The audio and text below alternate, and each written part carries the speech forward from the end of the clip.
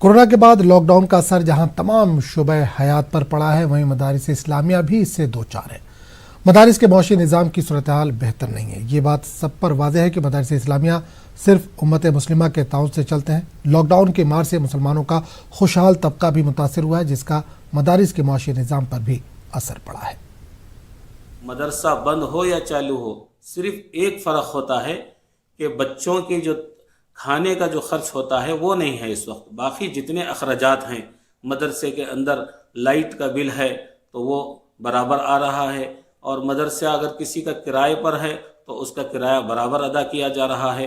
असातिज़ा जो मदरसे के अंदर पढ़ा रहे हैं उनकी तनख्वाहों का मसला है तो वो भी अल्हम्दुलिल्लाह हर मदरसे के जो है ज़िम्मेदार अपने तमाम असातिज़ा को पूरी तनख्वाह दे रहे हैं। जब ये अखराजात जब जारी हैं तो माली ताउन की सख्त ज़रूरत है। एक बड़ा खर्च असातिज़ा और मुलाजिमीन की और दूसरे दारुल इकामा के अखराजात हैं, लाइट बिल हैं, ये खर्च होते हैं। 30% तलबा का खर्च होता है, क्योंकि लॉकडाउन रमज़ानुल मुबारक से पहले ही इस मुल्क में लग गया। रमज़ानुल मुबारक में क्योंकि मदारिस का वो ताउन नहीं हो सका, इसलिए कि उम्मत के सामने और भी बहुत सारे मसाइल थे। गुरबा में किट्स तकसीम किए, अल्हम्दुलिल्लाह। अल्लाह ताला उन हज़रात को जज़ाए खैर अता फ़रमाए।